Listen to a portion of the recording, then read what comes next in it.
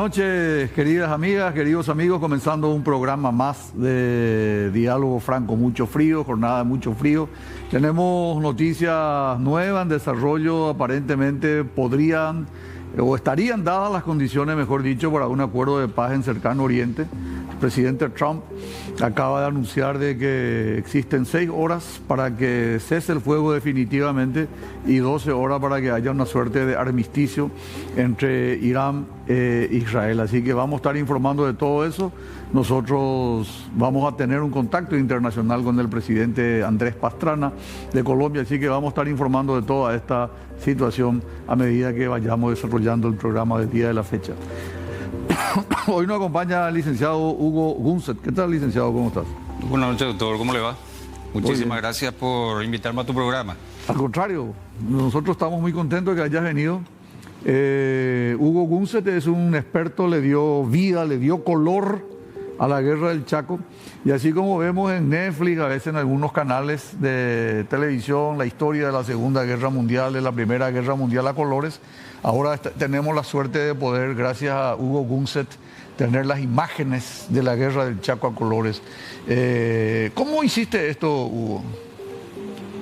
Antes que nada... Primero tenemos nosotros algo, un regalo, parece, para la audiencia. Sí, si me permitís. Por favor. Quiero entregarte mi trabajo, el álbum por los 90 años del fin de la guerra del Chaco.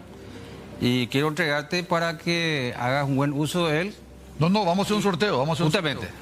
Ahí Iván nos va a poner enseguida el teléfono en el Zócalo. Vamos a sortear este material de autoría de Hugo Gunset, totalmente ilustrado, donde pueden ver las imágenes de los héroes de la guerra del Chaco a todo color.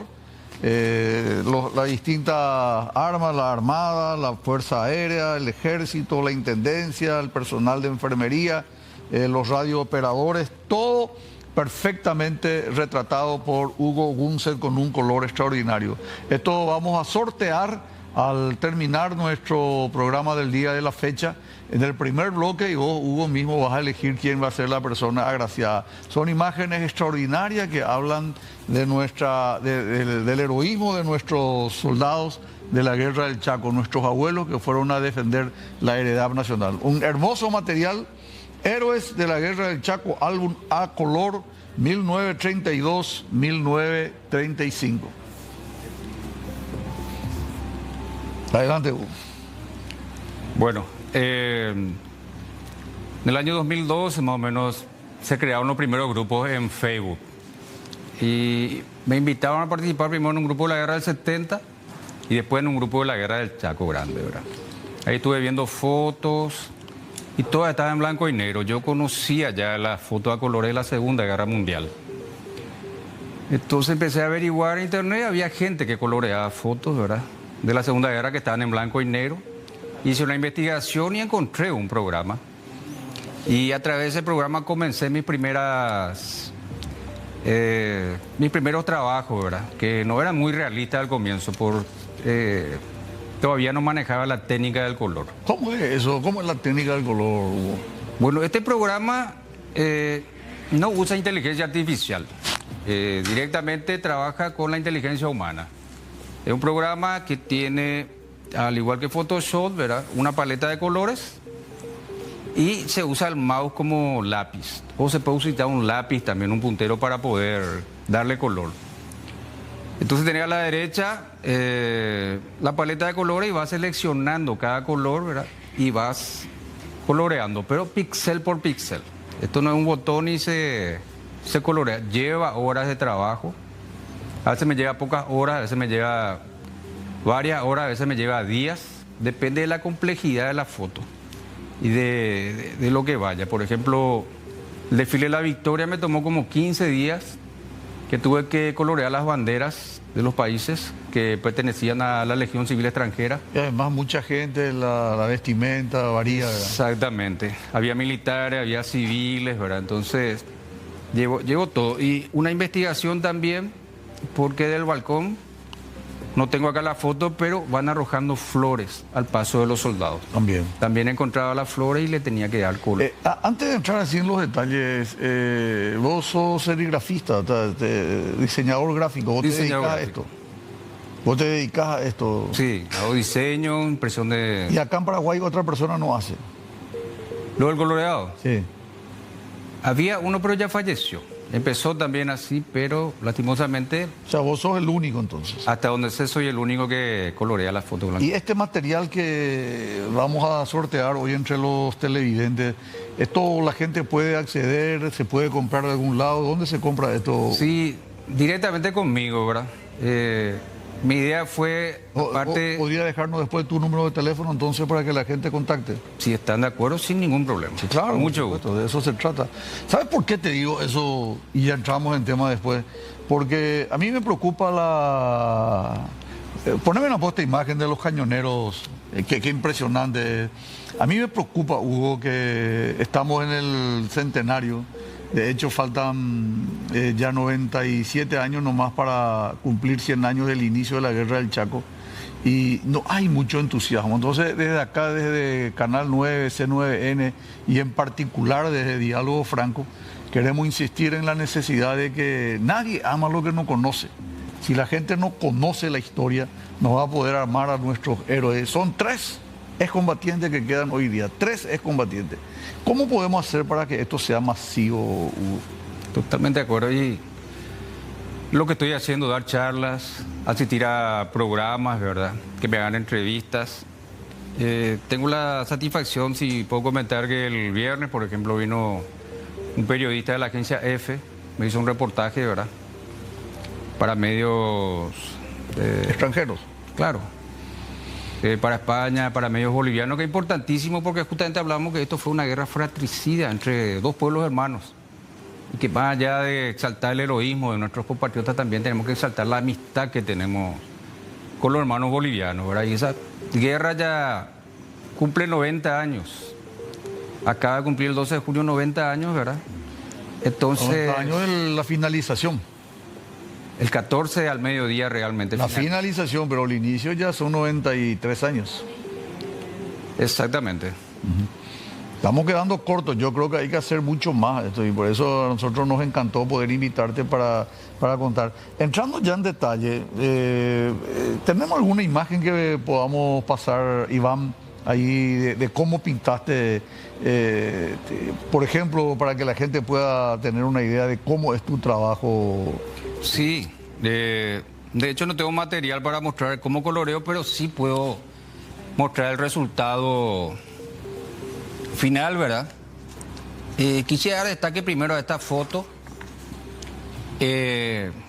Realmente esta foto es del cañonero Maitá, partiendo de Génova, Italia, en febrero de 1931. Llegaría a Asunción para el 5 de mayo junto con su gemelo, el Paraguay. Es correcto. El Paraguay hoy cumple 95 años de haber sido votado en Génova, Italia. Fue votado un 23 de junio de 1930. Un dato importantísimo, ¿verdad? Estos buques fueron los más modernos que se pudieron haber construido en esa época. Es cierto. Paraguay traía 2 buques 0 kilómetros, vamos a llamarle, ¿verdad? Con los armamentos más potentes también en su momento para el tipo y clase de buque de guerra. Sí. Contaba con 4 cañones de 120, 2 en proa y 2 en popa, 3 cañones antiaéreos de 76 y 2 antiaéreas de 34, ¿verdad? Todo esto le hacía una fortaleza flotante en su momento, ¿verdad? Sí. Y cumplieron papeles muy importantes, tanto la defensa de nuestros ríos, ¿verdad? Así como en el transporte de tropas y toda su logística. Este buque podía transportar 1.600 soldados en un solo viaje, de Asunción a Puerto Casado, y hacía en 30 horas, o sea que en un día y medio todo un regimiento ya podía estar con todo su equipamiento en Puerto Casado para en pocos días entrar en combate, entrar en el frente de batalla. Así que por este lado quería honrar un poquitito a nuestro veterano, buque veterano de la Guerra del Chaco, ¿verdad? El Paraguay está activo. Almirante José Alfredo Bozano Baglietto. Exactamente. Fue el ingeniero contraalmirante hoy día José Bozano Baglietto, ¿verdad? Diseñador de los cañoneros Paraguay y Humaitá. Un saludo también para la familia Bozano, que son grandes amigos, ¿verdad? Y por este lado acotar esta imagen. Por ejemplo, ¿cómo coloreaste eso? ¿En qué te basaste para ese color que está ahí, el color natural del buque? Sí, del cañonero? Color gris. Gris naval le dicen. Gris naval. Y a través de prueba y error, porque le voy a pasar hasta que sea lo más realista posible el color que le voy dando. Y el pincel tiene una fuerza de 1 a 100. Yo normalmente le hago un porcentaje de 5%, pero en varias pasadas para que vaya tomando. O sea, no es tampoco una pasada que ya sale el color. Pero para poder entendernos, vos ves la foto en blanco y negro. Y ¿cómo te imaginás? Porque me dijiste que es un trabajo humano, no inteligencia artificial. ¿Cómo te imaginás vos, Hugo Gunset, para sacar el color que es lo más parecido al real? Y por los colores que llevaban pintado en esa época, que era el gris naval. Hoy día tienen el gris naval también. O sea, vos te fuiste a averiguar y te contaron que era gris naval. Gris naval. Es el gris que se utilizaba, ¿no?, en los buques de guerra en esa época, ¿verdad? O sea, que tampoco Paraguay varió la coloración, ¿verdad? Así que por eso es la coloración que tiene aquí, ¿verdad? Que va para un buque de guerra. Muy bien. Esta es una foto también muy interesante. Para este 4 de julio vamos a recordar Nanagua, ¿verdad? Esta imagen, muchos tal vez no le conozcan a los 2 oficiales que se encuentran aquí, ¿verdad? Y solamente yo le digo que son los Añambaracá de la canción de Emiliano R. Fernández. Entonces tiene que ser Irrazábal y Brizuela. Exactamente. El de la izquierda, el gorro negro, es el coronel Luis Irrazábal, y el de la derecha con gorro oficial, el Francisco Brizuela. Coronel Francisco Brizuela. El comando Girra, Gendiver, Brizuela, Mocoña, Añambaracá. Así mismo, así que esta es una imagen. La mayoría de las personas, me incluyo antes de encontrar esta foto, no tenemos una imagen de quiénes eran los Añambaracá. Claro. ¿Verdad? Y acá, por ejemplo, traemos a la memoria visual los rostros de ambos. O sea, ya tenemos ahora completo, vamos a decir, ¿verdad?, los nombres y el rostro de ambos. Así que ya a partir de ahora creo que con este trabajo se puede ya identificar a ambos. Qué bueno, la verdad que muy bueno. Porque gracias a ellos también se logró la victoria de Nanagua, y también a la muralla viva de nuestros soldados, ¿verdad?, nuestros jóvenes que pusieron el pecho para detener el avance del enemigo. Se nota que Brizuela era de mayor de edad que Irrazábal. Sí, señor. Aparentemente acá por esta foto. Muy bien. ¿Y otras fotografías? Hubo un poquito de Nanagua otra vez, ¿verdad? Esta es una posición de artillería. Ahí podemos ver que tenía un cubrecabeza hecho de troncos, también troncos y bolsas de arenas, hacían de parapeto. Y en el medio vemos un cañón Schneider de 75 milímetros, posiblemente modelo 1911. Hay una réplica, un original, mejor dicho, en el Museo del Ministerio de Defensa. Así que por esos detalles podemos ver. Y el que está sentado a la izquierda, si puedo comentar, ¿verdad? Sí, por favor. Mostrar cuál es tu izquierda ahí para que la... El que está sentado acá sin gorro sería Alfredo Stroessner. Alfredo Stroessner. Con 20 años. De acuerdo a una investigación que hice a través de un libro del 50º de la Guerra del Chaco, aparece él junto a otro oficial, a ver si tengo por acá.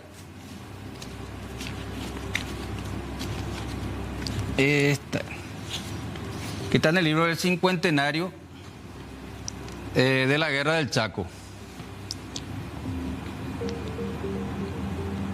Por el sombrero dicen que es Stroessner.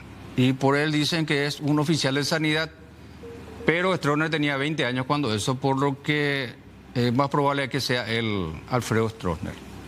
Eso es parte de mi investigación. Está bien, está bien. Voy a recibir las críticas correspondientes, ¿verdad? Tal vez me corrijan o tal vez me Seguro aprueben. mucha gente estará viendo el programa y van a decir si corresponde o no, ¿verdad? Pero No. interesante, porque la verdad que estás desvelando muchas fotografías que solamente nosotros mirábamos sin saber quiénes eran y ahora nos estás ayudando a individualizar. Muchas fotografías no tienen, lastimosamente, un escrito en la parte de atrás o en alguna parte donde diga que quiénes eran o qué hicieron, ¿verdad? O en qué momento de la guerra. Vamos a ver uno más antes del corte. Y podíamos ver este para sintetizar lo que fue la guerra, ¿verdad? Que fue la guerra de la sed, donde cualquier pozo de agua era un objetivo bastante codiciado por ambos ejércitos. Sin agua era imposible hacer la guerra en ese momento. Y acá Lo más podemos ver probable es que esa agua no está potabilizada, ¿verdad? Y un Eso es 90%. causante de muchas de las gastroenteritis que tuvo nuestro ejército. exactamente, hubo muchas enfermedades también que diezmaron nuestro ejército, ¿verdad? Disentería entre ellos.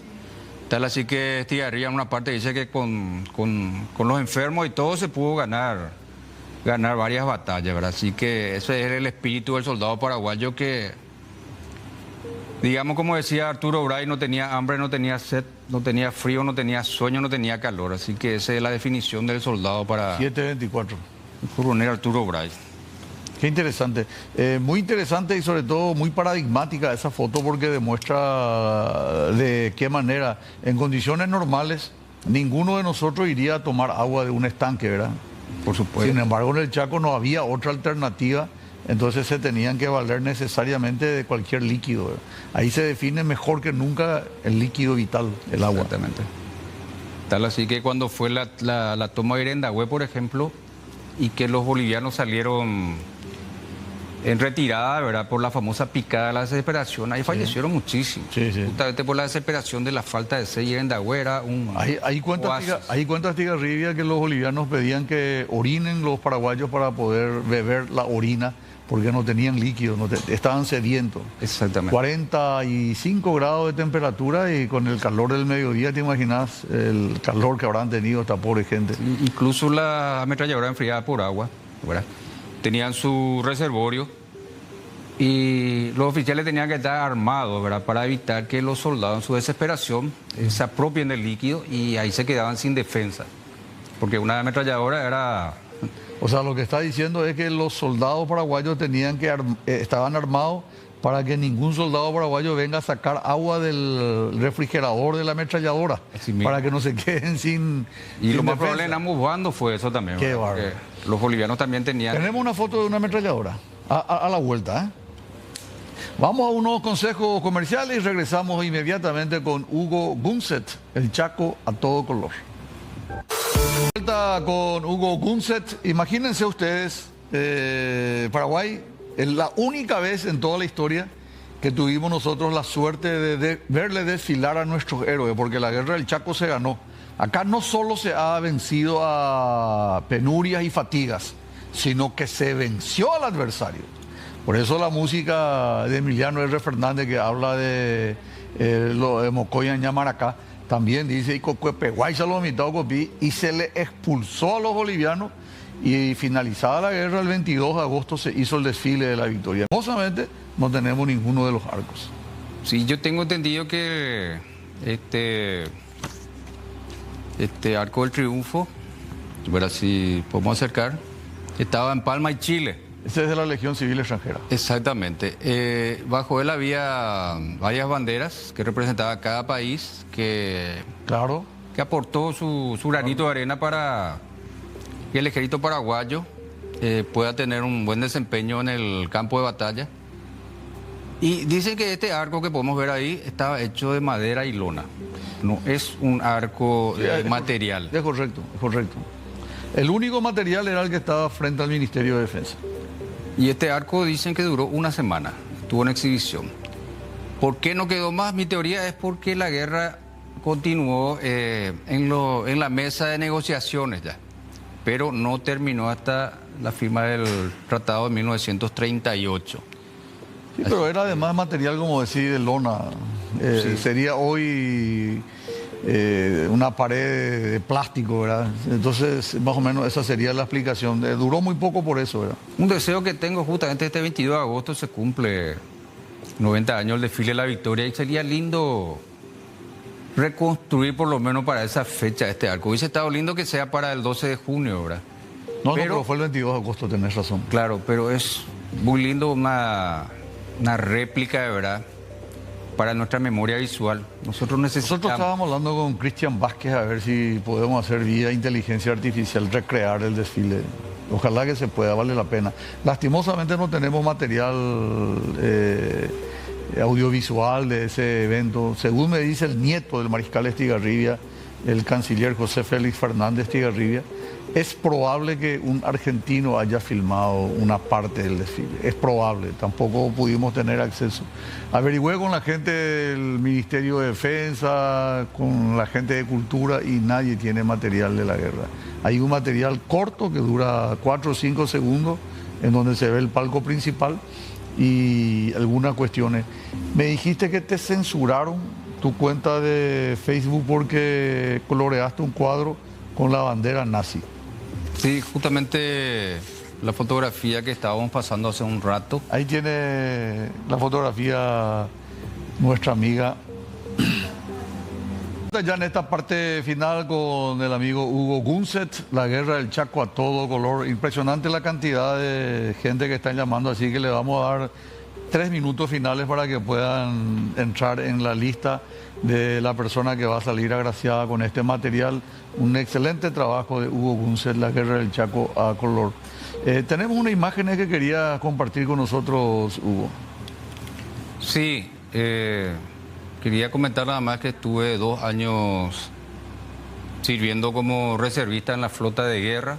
Hay un museo ahí y también a bordo del Cañonero Paraguay, que también tiene un pequeño museo a bordo. Sí, puedo agradecer la invitación a aquel entonces del contraalmirante Conrado Cáceres, ¿verdad? Y también del contraalmirante Carlos Adriano Díaz, que fueron mis comandantes, vamos a decirle, cuando me invitaron a formar parte del museo y del Cañonero Paraguay como historiador. También al señor comandante del Cañonero Paraguay entonces, el señor capitán Carlos Barreto, comandante del Cañonero Paraguay. Importante que te acuerdes el apellido de tu jefe, porque eso demuestra que influyeron en vos, dejaron un estigma. Sí, quiero agradecer porque gracias a ellos pude hacer un trabajo, ¿verdad?, de hablarle, llegar a nuestros niños, a nuestros jóvenes, a los adultos. Tenemos algunas imágenes de esto. Vamos a pasar enseguida a las imágenes que tenemos. Mientras estamos sorteando, repito, esta última parte ya del material de creación del amigo Hugo Gunset con el Chaco a todo color, todos estos materiales. Suponiendo que la gente quiera comprar, ¿dónde tienen que adquirir esto contigo? ¿El número de teléfono? ¿No hay ninguna librería fija donde pueda adquirir? No, directamente conmigo. Contigo. Destaque a los que hicieron posible aquella victoria en el Chaco, aparte de los miles de jóvenes que se presentaban voluntariamente, y recordar a los 33.000 jóvenes que quedaron para siempre bajo las candentes arenas chaqueñas en defensa de nuestro territorio. Muy lindo el material, Hugo. Felicidades, excelente trabajo. Vamos a hacer el sorteo, a ver si Iván puede ir pasándonos el número. Ahí está atrás. Atrás está Hugo, mira. Atrás está, elegí vos, parate, elegí el número que quieras. Y cuando él te diga, o sea, le decís vos pará y elegí ahí el número que quieras. A ver. Pará. Le tocó, exactamente. La finalización. Gladys Núñez de Gómez. Ya le tenés ubicado, Iván. Bueno, me gustaría que le ponga su nombre acá y una dedicatoria, entonces pasa Gladys a retirar el material. Eso se va a comunicar con Iván Pitoni, entonces ya directamente con ella. ¿Algo más que no te haya preguntado que quieras aclarar finalmente, Hugo Gunset? Nada más. Decir que todo lo que hago es ad honorem, ¿verdad? No recibo retribución económica. Mis charlas, digo yo bien, ¿verdad? Y que aquí era el trabajo que estoy realizando para mantener viva la memoria de los héroes y también para colaborar un poquitito con todo este trabajo que yo vengo haciendo, porque carezco de sponsor. Y para mí esto es como un evangelio, el llevar nuestra historia, dar a conocer todos los días, no solamente en las fechas patrias, sino que todos los días, los 365 días al año. Sería lindo, creo que está dentro de tu posibilidad de hacer uno con las personalidades, las que están individualizadas, otro con la Armada propiamente dicho, la Fuerza Aérea, la Sanidad, la gente de transmisiones, artillería, zapadores, infantería, tal vez por regimiento, y recrear ese desfile. Te tomo la palabra y estoy seguro que vamos a poder hacer. Faltan 10 años para poder llegar al centenario y tenemos todo este tiempo para promocionar y difundir lo nuestro. La guerra del Chaco es motivo de orgullo del pueblo paraguayo, con 1/3 menos de población, con 1/3 menos de presupuesto, y el ejército paraguayo logró vencer al de Bolivia, y eso nos tiene que enorgullecer. La brillante administración del presidente Eusebio Ayala y lo que les precedieron en la presidencia de la República, el genio militar del mariscal José Félix Estigarribia y el trabajo incansable de José Alfredo Bozano Baglietto son responsables más la presencia de 120.000 soldados que fueron al Chaco a defender la heredad nacional. Gracias, licenciado Hugo Bunce, por estos minutos. Muchas gracias a usted, doctor, por la invitación. Nosotros nos vamos, regresamos enseguida, vamos a tener contacto internacional con el presidente Pastrana. Señoras y señores, son las 21:51. El presidente Donald Trump, en su cuenta social Truth, acaba de enviar este mensaje: felicitaciones a todos. Israel e Irán han acordado plenamente que habrá un alto al fuego total en aproximadamente 6 horas, cuando ambos países hayan completado sus misiones finales durante 12 horas, momento en el cual se considerará que la guerra ha terminado. Oficialmente, Irán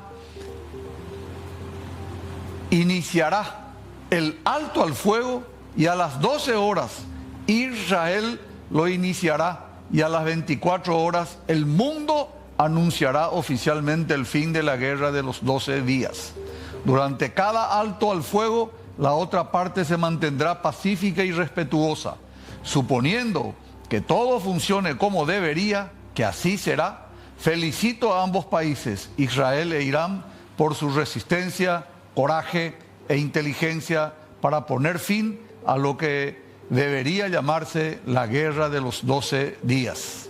Esta es una guerra que podría haber durado años y destruido todo Oriente Medio, pero no lo hizo y nunca lo hará. Que Dios bendiga a Israel, que Dios bendiga a Irán, que Dios bendiga a Oriente Medio, que Dios bendiga a Estados Unidos de América y que Dios bendiga al mundo. Este es el comunicado del presidente Donald Trump. Nosotros grabamos un mensaje con el presidente Andrés Pastrana, presidente de Colombia, periodo 1998-2002. A consideración de la teleaudiencia, emitimos el programa grabado con el presidente Andrés Pastrana hace 4 o 5 horas aproximadamente. Muy buenas noches de nuevo, queridos amigos, queridas amigas del Sistema Nacional de Televisión C9N. Estamos en comunicación con el expresidente Andrés Pastrana Arango, presidente de la República Hermana de Colombia. Quiero recordar la buena relación que siempre tuvo el Paraguay con Colombia durante el periodo 1998-2002. El presidente Pastrana ocupó varios cargos, fue concejal municipal, fue intendente en su ciudad natal, Bogotá, ocupó el cargo de senador. Repito, fue presidente de la República y tuvo la ocasión de presidir la delegación de OEA para las elecciones en el 2008 aquí en Asunción, Paraguay. Es político, abogado, es una persona absolutamente conocedora de la realidad y actualmente catedrático en los Estados Unidos. Presidente Pastrana, buenas noches, ¿cómo está? Querido presidente, querido Federico, muy buenas noches. Muchas gracias por esa invitación y la oportunidad de saludar, como tú dices, al hermano pueblo de Paraguay.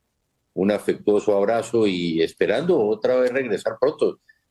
¿Cómo pasa el tiempo? Estabas diciendo tú 2008. Fuimos a presidir la misión de observación electoral. Dios mío, ¿cómo pasa el tiempo? ¿Ah? Y además su presencia trajo la alternancia en el Paraguay, así que siempre es muy bien recordado, presidente. Exacto. Presidente Pastrana, esta situación que se da actualmente en Medio Oriente, que afecta, como es de público conocimiento, a Israel, Irán, ahora se suma a Estados Unidos, teniendo en cuenta su dilatada, su vasta experiencia en el ámbito internacional como presidente y sobre todo el hecho de estar radicado en los Estados Unidos, estudió en los Estados Unidos, nos gustaría tener una visión autorizada de un expresidente de la República. ¿Cuál es la visión, la lectura de lo que está ocurriendo actualmente, presidente Pastrana, en Oriente Próximo? Bueno, es difícil sacar una conclusión desde ya de lo que sucedió hace 2 días, cuando ya directamente intervienen los Estados Unidos a través de el bombardeo a las 3 plantas nucleares. Pero aquí, a ver, hay una guerra en el Medio Oriente religiosa. Partamos de la base que es una guerra sui generis, porque es una guerra religiosa. Y religiosa inclusive internamente, por lo que conoce uno desde fuera en el Medio Oriente. Estamos viendo esa división entre los sunis y los chiitas, ¿cierto? Ha conllevado también a lo que estamos viviendo hoy. Segundo, hay un régimen de terror. Es que aquí también la guerra tenemos que enfocarla, diría yo, Federico, como una guerra contra el terrorismo. Aquí no hay una guerra de Israel contra Palestina, hay una guerra de Israel contra Hamas, una guerra de Israel contra los Hutis, una guerra de Israel contra Hezbollah. Entonces lo que estamos atacando es el terrorismo, y quienes hemos vivido, como en el caso nuestro en Colombia, el narcoterrorismo, pues estamos viendo que aquí hay una decisión de confrontar el terrorismo, y por eso a veces no entendemos por qué hay países que no están jugados precisamente en esta guerra. Tercero, ahí había un régimen, se lo había insistido, y desde hace cuántos años los presidentes de Estados Unidos, Federico, vienen hablando de no vamos a permitir que Irán tenga armas nucleares, no vamos a permitir que desarrollen el uranio para que tengan armas nucleares, pero nunca pasó nada hasta este momento. Y creo que en este ataque fue clarísimo el ataque del presidente Trump a instalaciones nucleares. Aquí no hay ataque a población civil. Claro. Simplemente dijo, vamos a atacar lo que no estamos de acuerdo. Es que para mucha gente hay una frase que oí el otro día que me pareció muy divertida. Tener a Irán con una bomba nuclear, eso es como tener a un terrorista con una granada en un ascensor, ¿cierto? Entonces, aquí lo que estamos viendo es que el mundo se la jugó precisamente para decirle a Irán, no vamos a permitir que sigan desarrollando armas nucleares. Hay cosas muy extrañas, vamos a ver qué sucede. Ya comienza el debate en Estados Unidos, si el presidente Trump tenía o no la autorización para ir tras el bombardeo. Esto lo hemos visto, Federico, en muchas oportunidades ya en Estados Unidos, que ya ha sucedido, que esto no es una cosa nueva. Entonces ahí va a haber ese debate de si hay o no la autorización para el presidente. Creo que eso va a pasar. Segundo, ¿qué llama la atención? Ese fue un operativo, la verdad, hecho por Israel y por Estados Unidos. ¿Dónde está Europa? Precisamente se preocupa uno que no hubo presencia, y en toda esta crisis no estamos viendo la presencia de Europa, que también pueden sufrir todos estos actos como lo estamos viendo ya en muchas partes de Europa. ¿Dónde está Francia? ¿Dónde está la posición de Macron? ¿Dónde está el Reino Unido? El único que ha estado respaldando toda esta política de lo que viene sucediendo en Irán es el canciller alemán, ¿cierto? El único, no interviniendo, sabemos y todos entendemos muchas de las razones, pero por lo menos ha salido a respaldar. Pero es triste pensar que Europa no, diría yo, como decimos en Colombia, no se la jugó precisamente en este momento, que era buscar cómo y de qué forma podemos traer la paz en el mundo. ¿Qué puede venir ahora, Federico, ya para terminar rápido? Ahora es Irán, ¿cómo va a reaccionar? Yo no creo que China y Rusia estén, y estamos viendo hasta ahora una reacción muy suave en este momento, como entendiendo qué fue lo que pasó allá. Pero ¿qué me preocupa a mí? Que aquí entra a jugar de nuevo el terrorismo, Federico. ¿Quiénes pueden hacer ataques a instalaciones americanas? ¿Quiénes pueden hacer ataques en los Estados Unidos? Los grupos terroristas. Todo ese reducto de Hamas, todo ese reducto de Hezbollah, todo ese reducto de ISIS, de Al-Qaeda, son los reductos que pueden en un momento dado comenzar a diseñar y a llevar a cabo atentados terroristas en territorio americano o contra instalaciones americanas. Entonces ahí es donde vamos a tener que estar muy atentos a ver cómo y de qué forma sucede. Esto también se traslada a nuestro continente. Claro. Vemos la presencia de Irán, una presencia permanente en Venezuela, una presencia... No solamente en Venezuela, en Bolivia también. En Bolivia también. Estamos comenzando a ver en parte también entrando a Hezbollah y otros grupos al norte de la costa colombiana.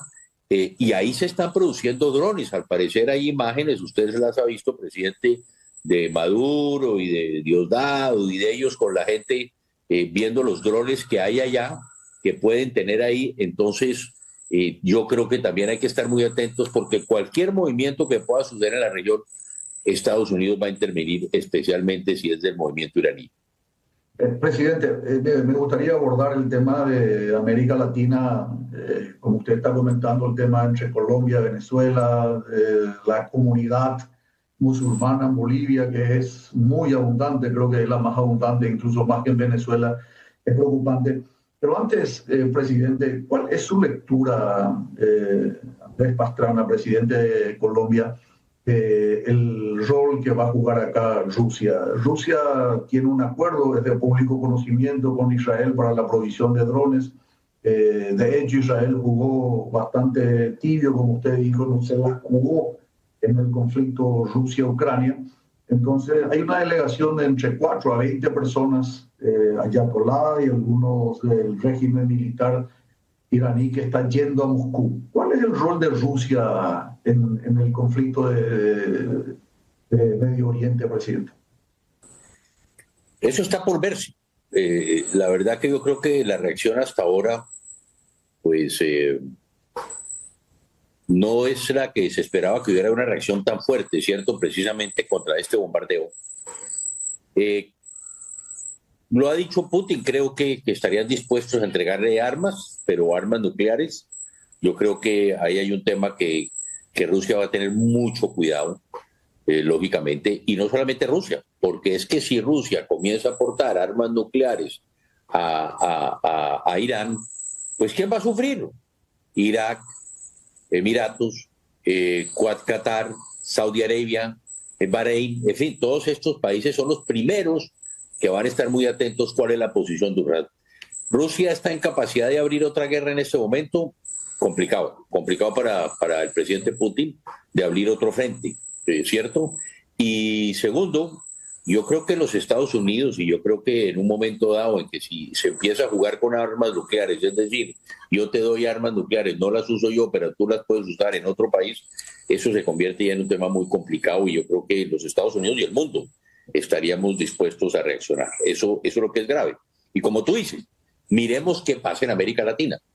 Es que a veces se nos olvida, presidente, nosotros firmamos el tratado precisamente de no armas nucleares en nuestra región, Tlatelolco, el tratado prohibiendo las armas nucleares. Pero fíjense lo que ha sucedido y yo creo que aquí le ha faltado a los presidentes un poco de presencia. Nosotros hemos tenido lo que se denomina el cisne blanco. No sé si usted lo conoce, Federico. El cisne blanco es el avión que carga la bomba nuclear rusa. Sí. Ese avión ha estado parqueado en Maiquetía y ha estado parqueado en varias ocasiones. Entonces, ¿cuál ha sido la reacción de los americanos? Poca. Pero el avión ha estado ahí, en territorio en el cual los países firmamos tratados de no presencia de armas nucleares. Entonces, eso es preocupante. Y segundo, como usted anota hoy en día, nosotros sabemos que Hezbollah, ¿de qué se está financiando Hezbollah? Buena parte se financia el narcotráfico. Hezbollah es el encargado de todo lo que es la droga, la llevada de la droga entre Venezuela, el norte de África, y desde ahí en el norte de África se va para Europa, donde se consume. Pero en el norte de África se queda la plata. Los dineros Hezbollah, hay una lavandería en el África, lavan ese dinero y lo usan para sus atentados terroristas, pero clarísimamente su financiación viene de la droga, que en buena parte es Colombia con las FARC, Colombia con los carteles de la FARC y de la guerrilla, vendiéndole la droga a otro grupo terrorista, a Hezbollah, y ese grupo terrorista llevándola a África para llevársela a Europa y de esta manera financiar sus operaciones. Efectivamente, presidente, le dejo una pregunta, pero me gustaría que podamos conversar después de estos consejos comerciales. Irán siempre tuvo proxies, como el caso de Hezbollah, como el caso de Hamas, como el caso de los yemenitas, y también efectivamente en América Latina tenemos el precedente de lo que ocurrió en Buenos Aires con la AMIA, y a nosotros en Paraguay muy especialmente nos interesa por la situación en la triple frontera.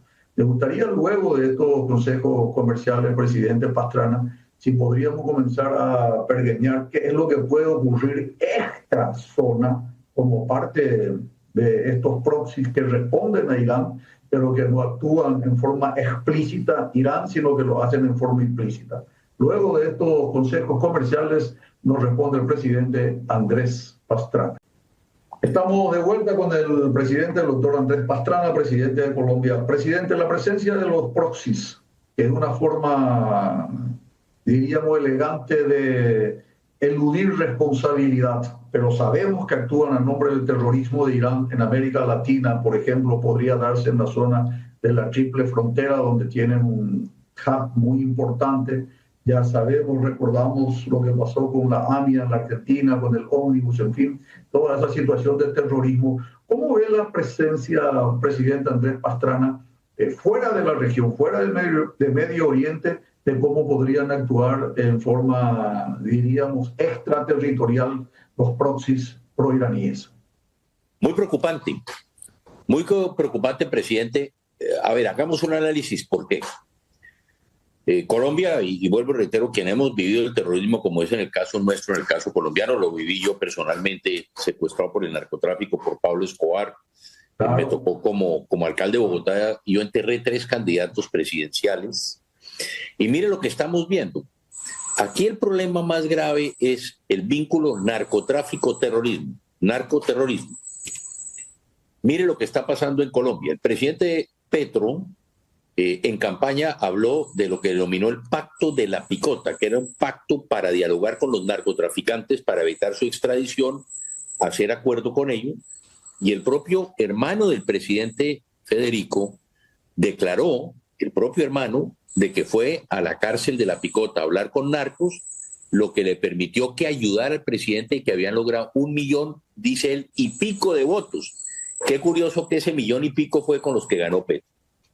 Mire lo que pasa con Miguel Uribe, el atentado contra el senador Uribe. ¿Se está incumpliendo el pacto de la picota? ¿Quién hizo ese atentado? ¿Será que el narcotráfico le está cobrando al presidente Petro el que no está cumpliendo con lo pactado en campaña? Segundo, hay un hecho vergonzoso, no sé si usted lo vio ayer, Federico. El presidente Petro en Tarima, en Medellín, con todos los zampones. Con todos los zampones, y el presidente Petro, como decía, el presidente Petro en una entrevista que dio hace algún tiempo dijo, para hacer la paz no se puede dialogar con los zampones, porque dialogar con los zampones se convierte en un gobierno de ampones. Entonces lo que Petro está definiendo que él y su gobierno es un gobierno de ampones, que es lo que está sucediendo. Segundo, mire con el caso de Nilán en Venezuela. En Venezuela, ¿qué se protege? El narcotráfico. En Venezuela está protegiendo a la FARC, está protegiendo a los carteles mexicanos, ¿cierto? En Venezuela se protege Hezbollah. Entonces, toda esa negociación de lo que está sucediendo con el narcotráfico está protegida por el gobierno. Entonces, nos afecta a Colombia, afecta a los Estados Unidos, pero también hoy en día está afectando al Medio Oriente y al mundo entero por la financiación de Hezbollah con los recursos del narcotráfico. Tercero, hay un régimen que lo vimos ayer, un régimen tan cercano, el narcodictador Maduro, con el régimen de Irán, que fíjese usted que el alto gobierno fue a brindar sus condolencias por la muerte de iraníes, de los generales y de los científicos que fueron asesinados o ejecutados por Israel, fueron a presentar flores y condolencias. Segundo, tenemos, y eso es lo que tenemos que ver si verdad, hay unas armas si se están haciendo los drones iraníes en Venezuela, porque eso lógicamente el primero que va a afectar es a nosotros los colombianos, porque la guerrilla tiene protección en Venezuela. Entonces ahí hay un tema muy difícil y muy complicado.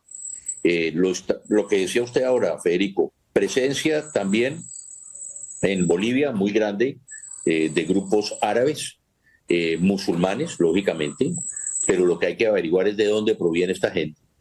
¿Cómo puede creer usted que en un departamento como en La Guajira, en una población pequeña, 100, 200.000 habitantes, yo no sé cuánto tenga Maicao en este momento, 300.000 habitantes, existe la segunda mezquita más grande de América Latina? ¿Cómo puede uno entender eso? Entonces aquí tenemos que tener mucho cuidado con lo que está pasando. Sí, es terrible. ¿Esto qué se ha debido? Tenemos lo mismo, presidente. Acá es impresionante la cantidad de musulmanes que tiene Bolivia. Es impresionante. Bueno, pero esto también ha sido un error de los Estados Unidos. Yo siempre he dicho por qué. Porque América Latina seguimos siendo el patio trasero de los americanos, Federico. Seguimos siendo el patio trasero. Fíjese que el presidente Biden, después de que fue un hombre, y lo digo desde el punto de vista personal, que me ayudó a mí como a nadie con el Plan Colombia, y que posteriormente fue enviado especial de Obama para América Latina no existió para el presidente Biden. Fuimos inexistentes. ¿Y qué pasa? El espacio que usted ocupa en política, aplicamos esta frase, lo ocupa tu contrario. Estados Unidos no empezó a hacer presencia en América Latina, y aquí tenemos una gran presencia de Rusia, gran presencia de China, gran presencia de Irak. ¿Por qué? Porque es decir, si los Estados Unidos nos siguen considerando, reitero, el patio trasero, no nos está mirando a nosotros, no nos está dando recursos a nosotros, lo hace la China, lo hace Rusia desde otro punto de vista, pues lógicamente ese espacio lo vienen copando estos regímenes. Eso que usted está denunciando, presidente Pastrana, ¿cambió con la administración del presidente Trump? No, todavía estamos esperando. Biden al final creó el Fondo Especial para Infraestructura en América Latina, pero yo creo que tenemos que comenzar a ver por qué. A ver, tenemos todavía un régimen comunista en Cuba, mire lo que está pasando en Nicaragua, tenemos un narcodictador en Venezuela, tenemos al Chapo Cabello, precisamente, que es uno de los líderes allá.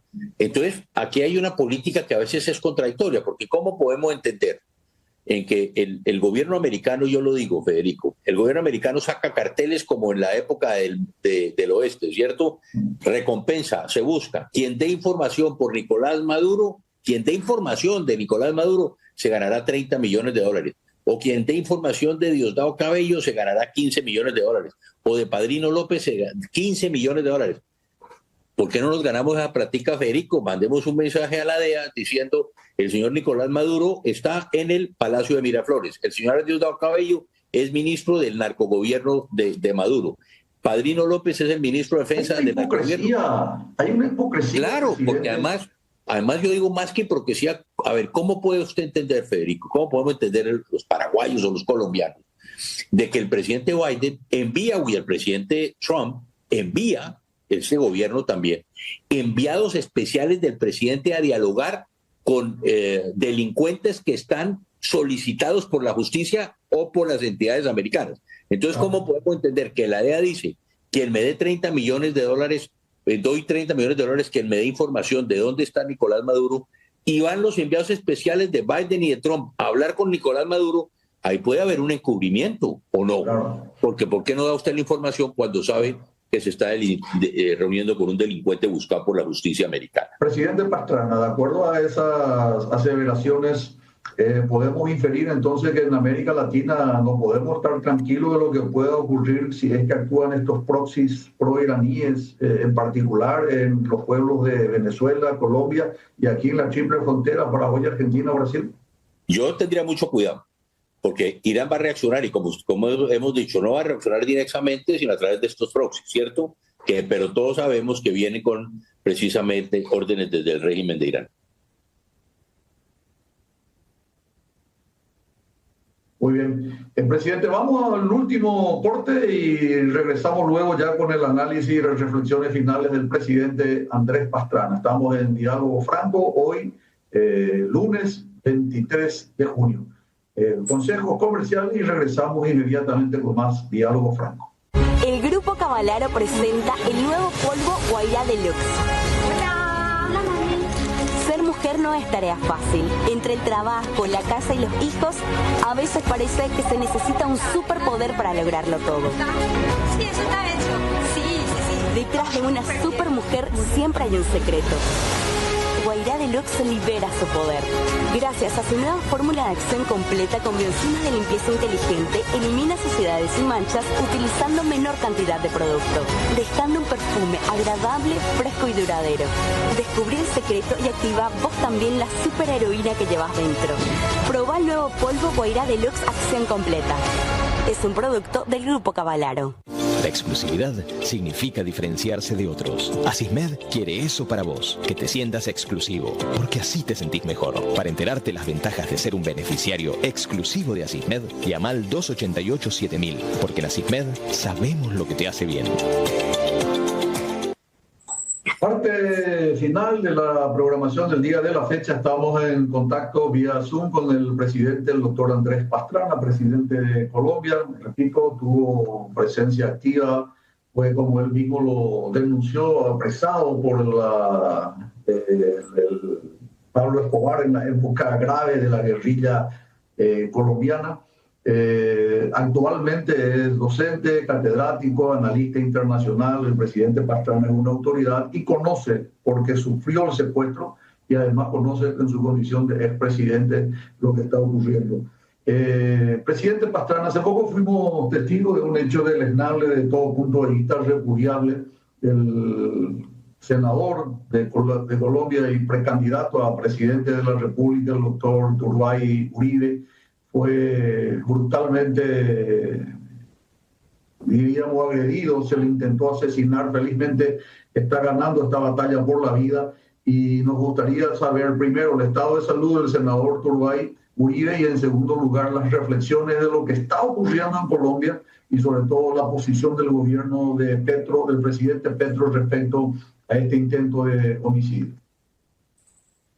A ver, presidente, yo creo que con este atentado al senador Miguel Uribe, lo he venido reiterando desde el primer momento, cuando fui precisamente al centro de salud donde él estaba herido, el primer centro que lo llevaron. Aquí solo hay un responsable, Federico: Gustavo Petro.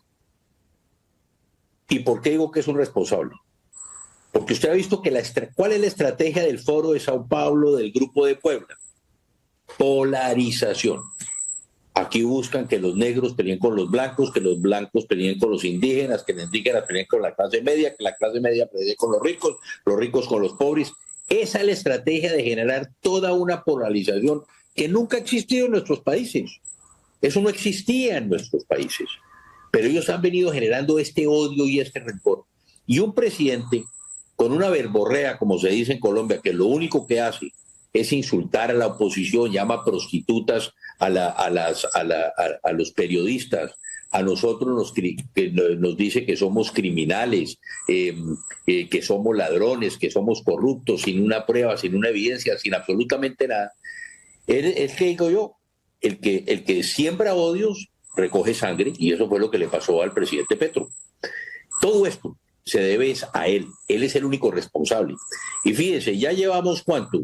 15 días desde el atentado a Miguel Uribe, y aquí no pasa nada.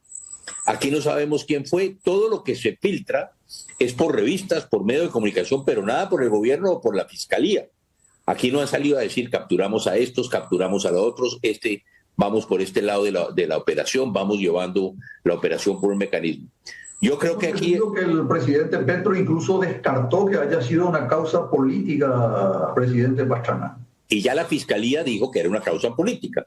¿Y quién va a creer que atentar contra un candidato presidencial o precandidato no es una causa política? El único es Petro. Vuelvo y digo, aquí lo que me preocupa a mí es que estas hipótesis que se están llevando en Colombia, de que Petro con el pacto de la picota, con el pacto con el narcotráfico, resulta que ha incumplido. Y al haber incumplido con el narcotráfico, precisamente por eso se presenta este atentado. Lo mismo, y tan es así que se ha incumplido con el pacto de la picota, que en el día hace 2 días en Medellín, precisamente estaba el presidente Petro rodeado de todos los criminales. ¿Usted cómo se podría imaginar algún día que yo, Andrés Pastrana, estuviera en una tarima con Pablo Escobar, con el cartel de Cali, con los Ochoa, con el cartel de Medellín, con todos los narcos, Y lo que vivimos en Medellín, lo que se vio en Medellín es verdaderamente lamentable. Y ahí sí voy a volver a utilizar las palabras de Petro. Federico, este es un gobierno de ampones, porque así lo calificó el presidente Petro. Por esto me va a volver a denunciar. Usted sabe que yo creo que soy el único ciudadano del mundo en que estoy denunciado por un presidente. Yo no conozco en ningún caso del mundo que un presidente de la República haya denunciado a un ciudadano. A mí me tiene denunciado por todo esto que le estoy diciendo a usted, porque es un gobierno que se financió por el narcotráfico y es un gobierno que hizo pacto en la cárcel con los narcotraficantes. Por eso estoy denunciado. Pero una cosa, Federico, eso no lo dije yo, eso lo dijo su hijo. El hijo dijo que habían recibido plata del narco en su campaña y su hermano que habían ido, porque estoy seguro que Petro le dijo, o me aprueban la reforma laboral o voy con el decretazo para una consulta popular. Cuando ya el decreto estaba echado para atrás por el Consejo de Estado, Federico, ya era inaplicable el decreto. Claro. Y yo creo que el Congreso al final se dejó chantajear. Eso no me gusta. Y por eso, ¿qué tenemos que hacer de ahora en adelante? Porque creo que nos queda poco tiempo. La centroderecha en Colombia, tenemos que unirnos. Porque fíjese usted lo que pasa con la izquierda. La izquierda en este momento, Petro, tiene un 25% de popularidad. La izquierda ha estado entre un 20 y un 30% en Colombia. Pero resulta que Petro ha sido alcalde de Bogotá con el 20%. ¿Por qué? Porque el 80% restante los dividimos en 4, en 5, en 6, o en 3, o en 2, y resulta que así nos van ganando.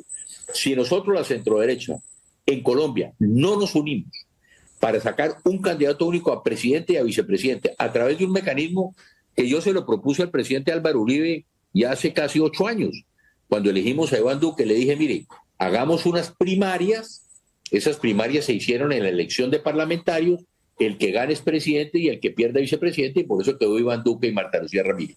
Tenemos que hacer algo similar, ya no tan lejos como en marzo, sino posiblemente en octubre, que es donde van a ser primarias también la izquierda en Colombia.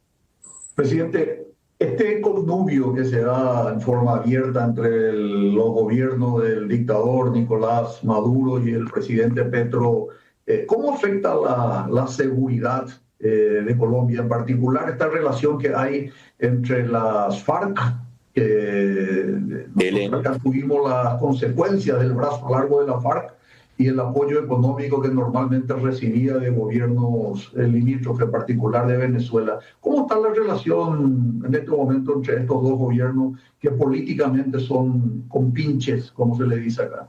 Gravísimo, porque están protegiendo, es decir, el gran amparo donde se protege la FARC, donde se protege el ELN, ¿dónde es? En Venezuela. ¿Por qué? Porque son socios. Usted tiene, y perdón que te corrija, allá no hay un dictador, hay un narcodictador. Porque es que Nicolás Maduro, su familia, sus hijos son los negociantes del narcotráfico, su familia, el Chapo Cabello es el jefe del cartel de los soles, el general Vladimir Padrino López es el jefe, otro de los jefes del cartel de los soles. Entonces lo que estamos teniendo es un gobierno absolutamente corrupto dedicado al narcotráfico. Entonces, ¿qué hace ese gobierno? La droga, ¿quién la maneja en Colombia? En Colombia, y perdón Federico, no hubo un proceso de paz. Las FARC en este momento son los mayores narcotraficantes, el mayor cartel del mundo son las FARC. ¿Dónde se protege? En Venezuela. El ELN, el otro gran cartel, ¿dónde se protege? En Venezuela. Entonces, lo que yo siempre he dicho lo resumo en una frase. La paz de Colombia pasa por la democracia en Venezuela. Muy bien, presidente, agradecido por este contacto con el pueblo paraguayo. Repito, le tenemos un gran cariño a Colombia, ya desde el año 1870, cuando a través de Isaac se hizo el acuerdo y la situación de ciudadanos paraguayos y colombianos. También durante mucho tiempo recibimos mucha ayuda de Colombia. ¿Cuáles son sus reflexiones finales en 60 segundos sobre la crisis de Oriente Próximo y sobre la situación que se da en Colombia, presidente Andrés Pastrana, por favor? En Oriente tenemos que esperar las reacciones próximas. Yo creo que todavía es prematuro lo que dice usted. Si Irán está yendo a Rusia, ¿qué va a pasar con China? Consejo de Seguridad, Naciones Unidas. ¿Qué preconizan una eventual tercera guerra mundial? Dentro de la posibilidad, usted con mucha serenidad, con un análisis reflectivo y meduloso, ¿es factible eso, presidente Pastrana? Puede ser. Tristemente tenemos que decirlo, presidente, aquí se está jugando con fuego, de verdad, porque si lo que hablábamos antes, si un Rusia decide entregar armas nucleares, a Irán, cómo va a reaccionar la región. Entonces, tenemos que ver. Hay una duda que yo siempre he tenido. ¿Cuántas armas nucleares podrían estar en manos del terrorismo después de la caída del muro de Berlín, con la caída de la Unión Soviética? Siempre recuerdas que hemos oído que muchas armas quedaron en manos de no sabemos de quién. Entonces ahí hay un riesgo. Y como dices tú, con los proxies, haciendo este tipo de atentados, pueden llevar a los Estados Unidos. Yo creo que hoy en día, como ya lo dijo el presidente Trump, Estados Unidos tiene que estar muy pendiente qué puede pasar al interior de los Estados Unidos. Dios no lo quiera. Un centro comercial como ya lo vimos en Colombia que lo vuelen, un teatro, ¿cierto? O aeropuertos de nuevo, atentados a personajes de la vida política de Estados Unidos. Hay que estar muy, muy, muy tranquilos. Y segundo, unirnos en Colombia porque tenemos que definitivamente terminar con alguien que quiera acabar con la democracia en Colombia, que es este dictatorzuelo, que es el señor Petro, que efectivamente lo que quiere es quedarse con el país, haciendo lo que él cree que puede hacer, pero afortunadamente, como lo dije, Federico, hay institucionalidad todavía en Colombia y eso nos permite seguir en esta lucha y en esta pelea por la libertad y por la democracia, que vamos a necesitar la ayuda de todos ustedes también. Vamos a trabajar todos por, de nuevo, traer la libertad y la democracia a nuestra región. Presidente Andrés Pastrana, un lujo haber compartido con usted. Muchas gracias. Muy amable, presidente, por estos minutos. Muchas gracias a usted, presidente Federico. Muchas gracias por darme la oportunidad de estar. Ahí sí, digo yo, con los paisanos paraguayos. No porque yo a Maduro lo llamo paisano, porque usted sabe por qué lo llamo paisano, presidente. ¿A Maduro? Porque él es colombiano. Exacto.